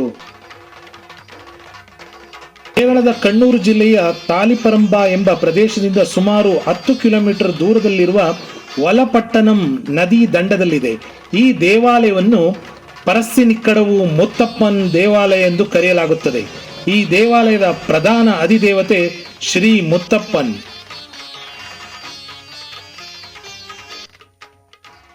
ಶ್ರೀ ಮುತ್ತಪ್ಪನ್ 2 ಹಿಂದೂ ದೇವರುಗಳ ವ್ಯಕ್ತಿತ್ವ ಎಂದು ಪರಿಗಣಿಸಲಾಗುತ್ತದೆ. ತಿರುವಪ್ಪನ್ ಅಥವಾ ವೆಲಿಯ ಮುತ್ತಪ್ಪನ್ ಅಂದರೆ ಮಹಾವಿಷ್ಣು ಮತ್ತು ವೆಲ್ಲಟ್ಟಂ ಅಥವಾ ಚೆರಿಯ ಮುತ್ತಪ್ಪನ್ ಅಂದರೆ ಶಿವ. ಮುತ್ತಪ್ಪನನ್ನು ಪೂಜಿಸುವ ದೇವಾಲಯವನ್ನು ಮಡಪ್ಪುರ ಎಂದು ಕರೆಯಲಾಗುತ್ತದೆ. ಪರಸ್ಸಿನಿಕ್ಕಡವು, ಮಡಪ್ಪುರವು ಪ್ರಮುಖವಾದ ದೇವಾಲಯಗಳಾಗಿವೆ. ಪರಸ್ಸಿನಿಕ್ಕಡವು ದೇವಸ್ಥಾನದಲ್ಲಿ ನಡೆಯುವ ಧಾರ್ಮಿಕ ತಯ್ಯಂ ನೃತ್ಯದಲ್ಲಿ ಮುತ್ತಪ್ಪನ್ ಪ್ರಧಾನ ದೇವತೆ. ಮುತ್ತಪ್ಪನ್ ತಯ್ಯಂನ ಆಚರಣೆಯ ಮಾಡುವವರು ಕೇರಳದ ವಣ್ಣನ್ ಸಮುದಾಯಕ್ಕೆ ಸೇರಿದವರು. ಶ್ರೀ ಮುತ್ತಪ್ಪನ್ ತಯ್ಯಂಗಳನ್ನು ವರ್ಷಪೂರ್ತಿ ಪ್ರದರ್ಶಿಸಲಾಗುತ್ತದೆ. ಆದರೆ ಇತರ ತಯ್ಯಂಗಳು ಕಾಲೋಚಿತವಾಗಿರುತ್ತದೆ. ಶಿವಭಕ್ತರಾದ ಮಕ್ಕಳಿಲ್ಲದ ಬ್ರಾಹ್ಮಣ ದಂಪತಿಗಳಿಗೆ ಒಂದು ದಿನ ಪಡಿಕುಟ್ಟಿಯಮ್ಮ ಸ್ನಾನವನ್ನು ಮುಗಿಸಿ ಹಿಂದಿರುಗುತ್ತಿದ್ದಾಗ ಹತ್ತಿರದ ಬಂಡೆಯ ಮೇಲೆ ಸುಂದರವಾದ ಮಗುವನ್ನು ಮಲಗಿರುವುದನ್ನು ಅವಳು ನೋಡಿದಳು. ಇಂದಿಗೂ ಆ ಬಂಡೆ ಕಲ್ಲಿದೆ ಎಂಬುದನ್ನು ನಂಬಿ ಪೂಜಿಸಲಾಗುತ್ತದೆ. ಅವಳು ಮಗುವನ್ನು ಮನೆಗೆ ಕರೆದೊಯ್ದಳು ಹಾಗೂ ಅವಳ ಪತಿ ಅವನನ್ನು ತಮ್ಮ ಸ್ವಂತ ಮಗನಂತೆ ಬೆಳೆಸಿದರು. ತನ್ನ ಬಾಲ್ಯದಿಂದಲೇ ಮಗು ದೀನರ ಮತ್ತು ಬಡವರ ಪ್ರಯೋಜನಕ್ಕಾಗಿಯೇ ದುಡಿಯುತ್ತಾನೆ. ಈತ ದೊಡ್ಡವನಾಗುತ್ತಾ ಹೋದಂತೆ ಬ್ರಾಹ್ಮಣ ಕುಟುಂಬದಲ್ಲಿ ನಿಷೇಧವಿದ್ದ ಬೇಟೆ ಆಡುವುದು ಮತ್ತು ಮಾಂಸ ತಿನ್ನುವ ಅಭ್ಯಾಸಗಳಲ್ಲಿ ತೊಡಗಿದ್ದು ಕುಟುಂಬಕ್ಕೆ ಪ್ರಾಣ ಸಂಕಟವಾಗಿ ಪರಿಣಮಿಸಿತು. ಆದ ಕಾರಣ ಕುಟುಂಬದವರು ಆತನ ವರ್ತನೆಯನ್ನು ವಿರೋಧ ವ್ಯಕ್ತಪಡಿಸುತ್ತಾರೆ. ಆಗ ಹುಡುಗ ಅವರ ದೋಷಾರೋಪಣೆಗಳನ್ನು ಭರಿಸಲಾಗದೆ ಮನೆ ತೊರೆಯಲು ನಿರ್ಧರಿಸುತ್ತಾನೆ. ತಾಯಿ ಅವನನ್ನು ತಡೆಯಲು ಪ್ರಯತ್ನಿಸಿದಾಗ ಆತ ಕೋಪದಿಂದ ಆಕೆಯನ್ನು ನೋಡುತ್ತಾನೆ ಮತ್ತು ತಕ್ಷಣ ತನ್ನ ಪೋಷಕರ ಮುಂದೆ ತನ್ನ ನಿಜವಾದ ದೈವ ಸ್ವರೂಪದಲ್ಲಿ ಕಾಣಿಸಿಕೊಳ್ಳುತ್ತಾನೆ. ಈ ಸಂದರ್ಭದಲ್ಲಿ ಆಕೆ ತನ್ನ ಮಗನ ಮುಂದೆ ತಲೆಬಾಗುತ್ತಾಳೆ.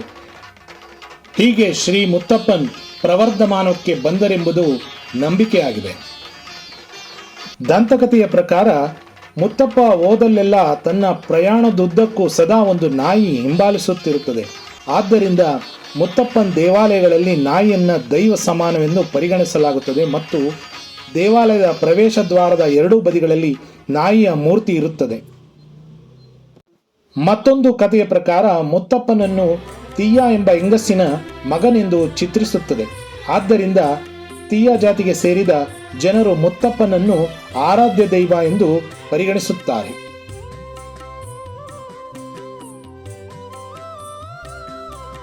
ಯಾವುದೇ ಜಾತಿ ಭೇದಗಳಿಲ್ಲದೆ ಬರುವ ಭಕ್ತರಿಗೆ ಸಾಕಷ್ಟು ಒಳಿತನ್ನು ಮಾಡುತ್ತಿರುವ ಶ್ರೀ ಮುತ್ತಪ್ಪ ಒಮ್ಮೆ ನೀವು ಭೇಟಿ ಕೊಡಬೇಕಾದಂಥ ಧಾರ್ಮಿಕ ಕ್ಷೇತ್ರವಾಗಿದೆ.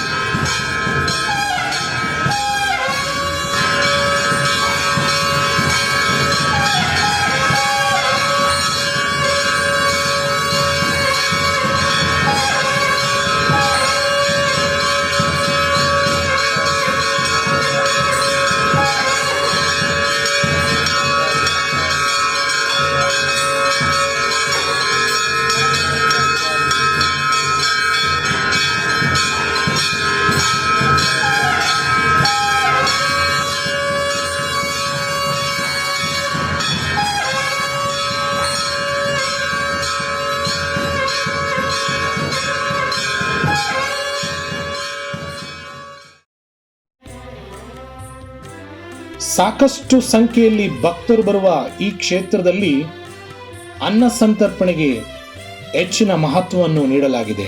ಸ್ತ್ರೀಯರಿಗೆ ಪ್ರತ್ಯೇಕವಾದಂಥ ಸ್ಥಳ ಹಾಗೂ ಪುರುಷರಿಗೆ ಪ್ರತ್ಯೇಕವಾದಂಥ ಆಸನ ವ್ಯವಸ್ಥೆಗಳನ್ನು ಕೂಡ ಮಾಡಲಾಗುತ್ತದೆ.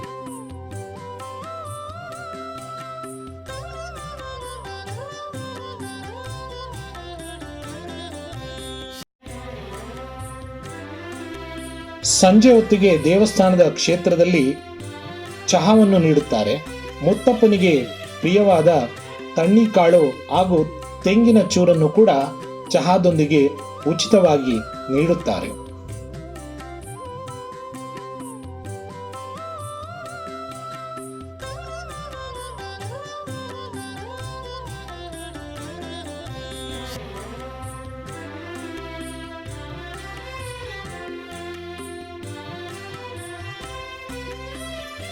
ಸಾಕಷ್ಟು ವರ್ಷಗಳಿಂದ ಮದುವೆ, ಮಕ್ಕಳು, ಮನೆ, ಕೆಲಸ ಹೀಗೆ ನಾನಾ ಸಂಕಷ್ಟಗಳನ್ನು ಪರಿಹರಿಸಿಕೊಂಡು ಬರುತ್ತಿರುವ ಪರಸ್ಸಿನಿ ಕಡವು ಮುತ್ತಪ್ಪ ಕ್ಷೇತ್ರ ಹೊರ ರಾಜ್ಯಗಳಿಂದಲೂ ಬರುತ್ತಿರುವ ಭಕ್ತರ ಹಾಗೂ ಪ್ರವಾಸಿಗರ ಆಕರ್ಷಕ ಕ್ಷೇತ್ರವಾಗಿದೆ.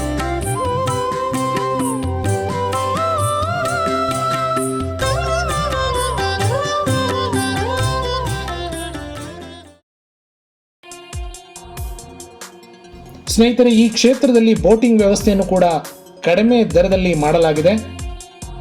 ಬರುವ ಪ್ರವಾಸಿಗರಿಗೆ ಭಕ್ತಿಯೊಂದಿಗೆ ಮನರಂಜನೆಯೂ ಕೂಡ ಈ ಕ್ಷೇತ್ರದಲ್ಲಿ ನೋಡಬಹುದಾಗಿದೆ.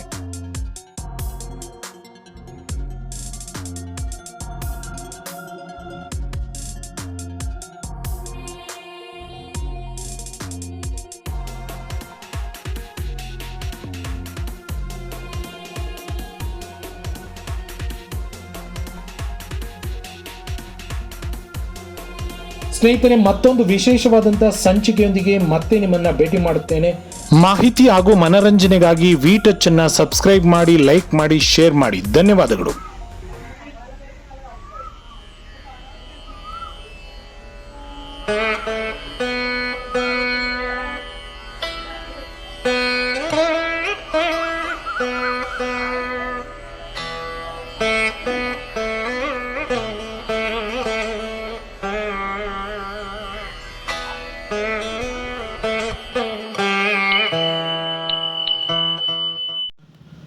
ಕಶ್ಯಪ ಮಹರ್ಷಿ ಹಾಗೂ ಅದಿತಿಗೆ ಮಗನಾಗಿ ಜನಿಸಿದ ಸೂರ್ಯನಾರಾಯಣ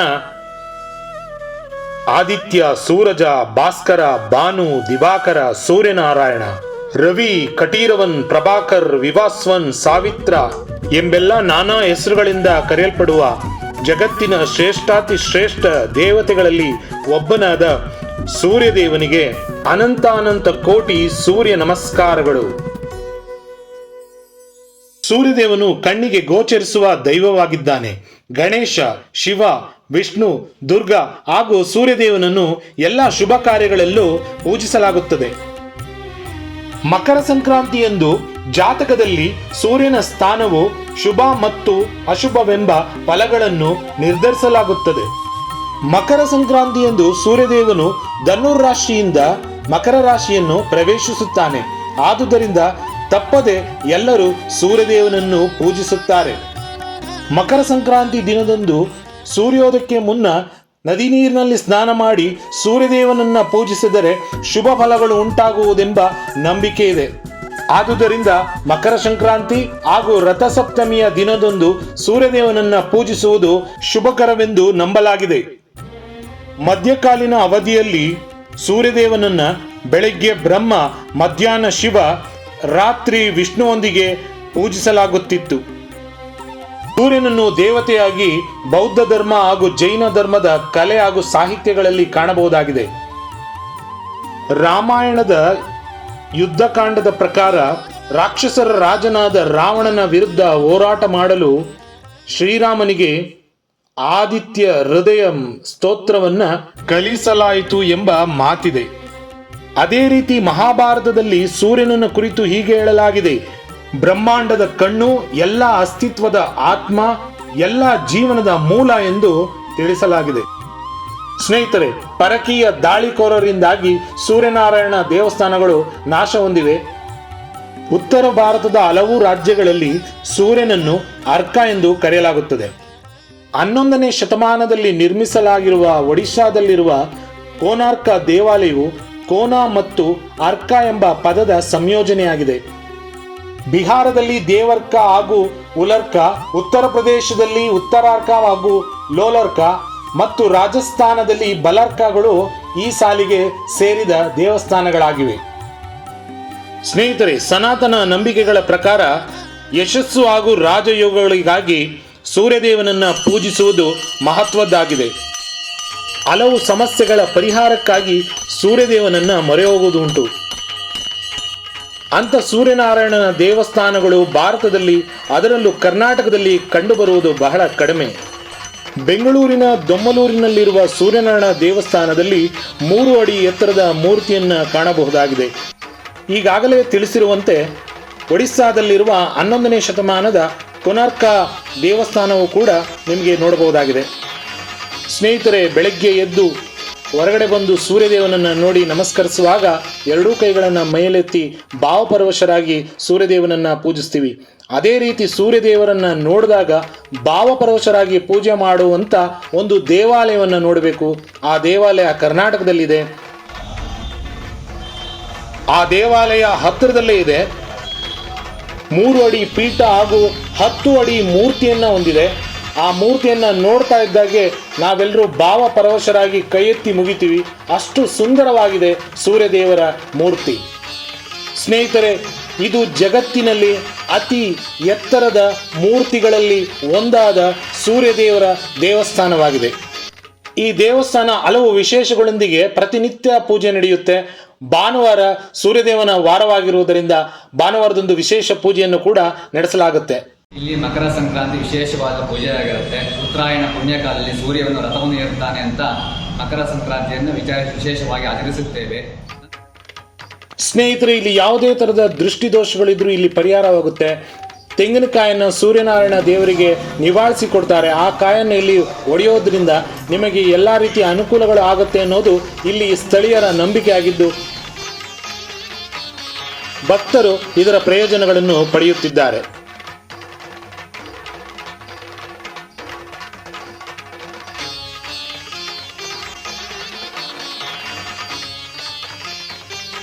ಈ ದೇವಸ್ಥಾನಕ್ಕೆ ಬರುವ ಸಾವಿರಾರು ಭಕ್ತರು ಇಲ್ಲಿ ಬಂದು ನಂತರ ಸಾಕಷ್ಟು ಪ್ರಯೋಜನಗಳನ್ನು ಪಡೆದಿದ್ದಾರೆ ಹಾಗೂ ಮತ್ತೆ ಮತ್ತೆ ಬಂದು ಈ ಸೂರ್ಯನಾರಾಯಣ ದೇವರನ್ನ ಸೇವೆ ಮಾಡುತ್ತಿರುವುದು ಸಹಜವಾಗಿದೆ.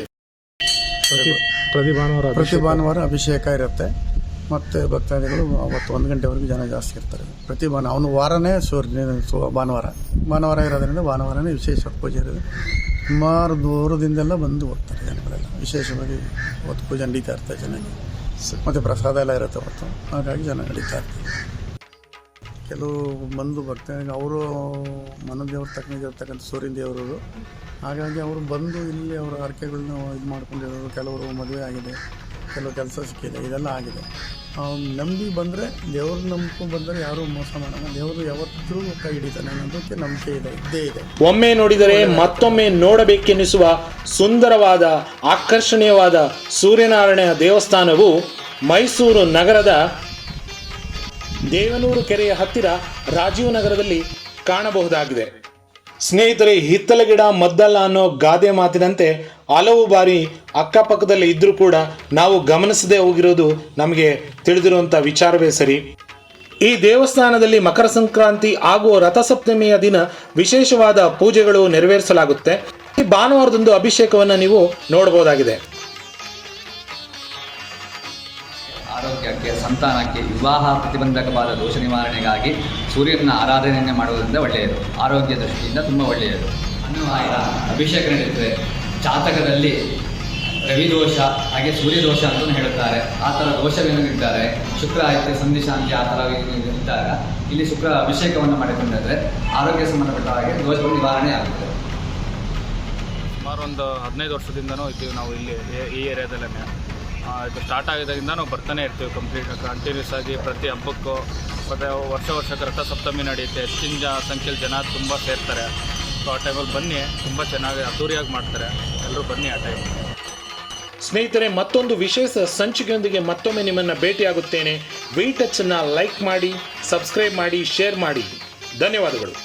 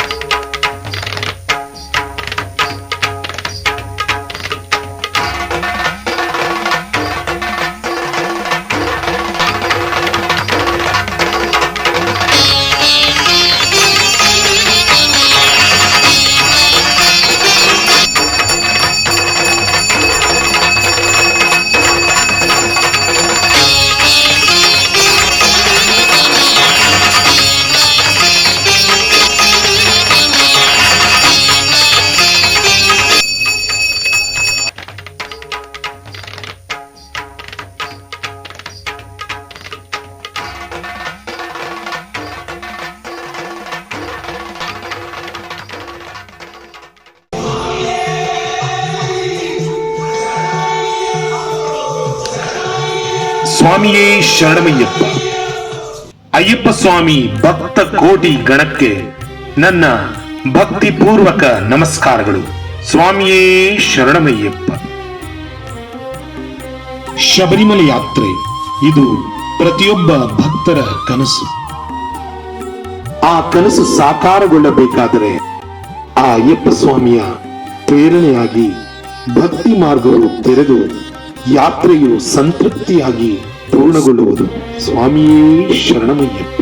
ಗುರುವಾಯೂರಲ್ಲಿ ಗುರುವಾಯೂರಪ್ಪನ ದರ್ಶನ ಮಾಡಿಕೊಂಡು ಸ್ವಾಮಿಗಳು ನೇರವಾಗಿ ಬಂದಿಳಿಯುವುದು ಶ್ರೀ ಶಂಕರಾಚಾರ್ಯರ ಜನ್ಮಸ್ಥಳ ಕಾಲಡಿಯಲ್ಲಿ.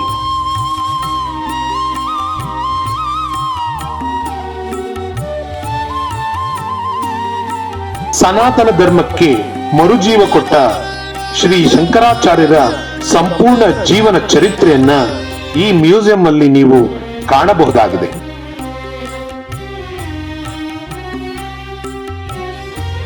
ಕಾಲಡಿ ಇದೊಂದು ಪುಣ್ಯಭೂಮಿ. ಶಿವನ ಅಂಶವೇ ಎಂದು ಕರೆಯಲ್ಪಡುವ ಶಂಕರಾಚಾರ್ಯರ ನೆಲೆಬೀಡು ಕಾಲಡಿ. ಉರಿ ಬಿಸಿಲಿನಲ್ಲಿ ಕಾಲಡಿಯಲ್ಲಿ ಶರಣು ಕೂಗುವ ಅಯ್ಯಪ್ಪ ಸ್ವಾಮಿ ಮಾಲಾಧಾರಿಗಳು ವಿಶ್ರಾಂತಿ ಪಡೆದು ನಂತರ ಹೊರಡುವುದೇ ಏರಿಮೇಲಿಗೆ. ಎರುಮಲೆ ಎಂದು ಕನ್ನಡಿಗರಿಂದ ಕರೆಯಲ್ಪಡುವ ಎರಿಮೇಲಿ ಇದೊಂದು ಪೌರಾಣಿಕ ಹಿನ್ನೆಲೆಯ ಸ್ಥಳವಾಗಿದೆ. ಮಲಯಾಳಂನಲ್ಲಿ ಎರುಮ ಎಂದರೆ ಎಮ್ಮೆ ಎಂದರ್ಥ. ಹರಿಹರ ಸುತ ಅಯ್ಯಪ್ಪ ಸ್ವಾಮಿಯು ಮಹಿಷಿಯನ್ನು ಸಂಹಾರ ಮಾಡಿದ ಸ್ಥಳ ಎರುಮೇಲಿ.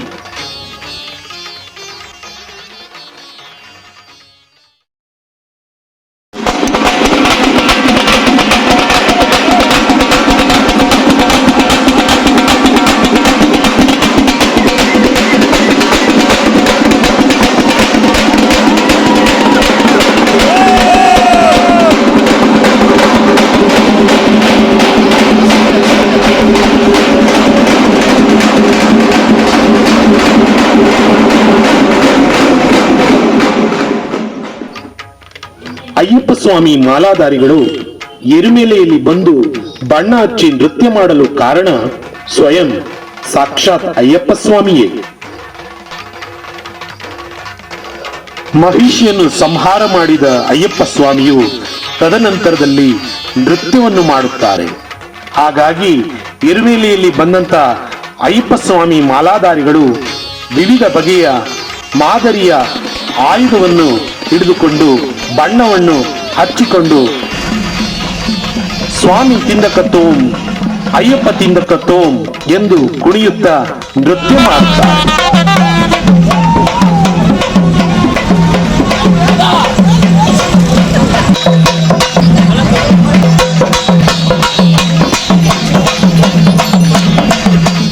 ಎರುಮೇಲಿಯಲ್ಲಿ ನಿಮಗೆ 2 ಅಯ್ಯಪ್ಪ ಸ್ವಾಮಿ ದೇವಸ್ಥಾನಗಳು ಸಿಗುತ್ತದೆ.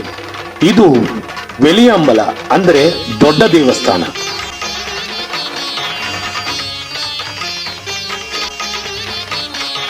ಇದು ಚೆರಿಯಾಂಬಲ ಅಂದರೆ ಚಿಕ್ಕ ದೇವಸ್ಥಾನ. ಭಾವೈಕ್ಯದ ಸಂಕೇತವಾಗಿರುವ ಎರುಮೇಲಿಯಲ್ಲಿ ಮುಸಲ್ಮಾನ್ ಬಾಂಧವರ ಸಂಖ್ಯೆಯೂ ಕೂಡ ಹೆಚ್ಚಾಗಿದೆ.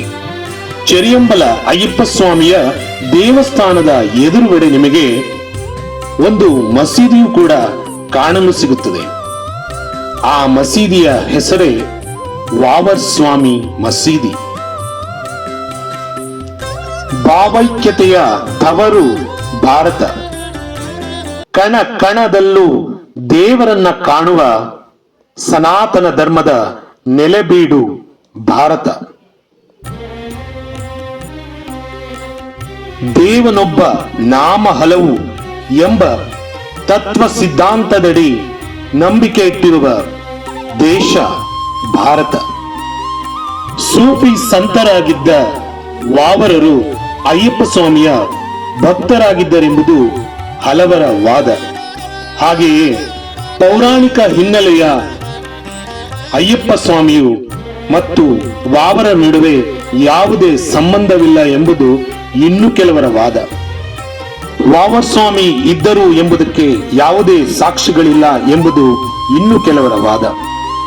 ವಾದಗಳು ಏನೇ ಇದ್ದರೂ ಸಹ ಅಯ್ಯಪ್ಪ ಸ್ವಾಮಿ ಮಾಲಾಧಾರಿಗಳು ಹಲವಾರು ವರ್ಷಗಳಿಂದ ಮಸೀದಿಯ ಪರಾಂಗಣಕ್ಕೆ ಹೋಗಿ ತೆಂಗಿನಕಾಯನ್ನ ಒಡೆದು ವಾವರ್ ಸ್ವಾಮಿಯನ್ನ ಜೈಕಾರ ಹಾಕಿ ಅಯ್ಯಪ್ಪ ಸ್ವಾಮಿಗೆ ಶರಣವನ್ನ ಕೂಗಿ ಮತ್ತೆ ವೆಲಿಯಾಂಬಲ ದೇವಸ್ಥಾನದ ಬಳಿ ಸ್ನಾನ ಮಾಡಿಕೊಂಡು ಶಬರಿಮಲೆ ಯಾತ್ರೆಗೆ ಸಿದ್ಧರಾಗುತ್ತಾರೆ. ಎರಿಮೇಲಿಯು ಒಂದು ಭಾವೈಕ್ಯತೆಯ ಪ್ರಸಿದ್ಧ ಸ್ಥಳವಾಗಿದೆ.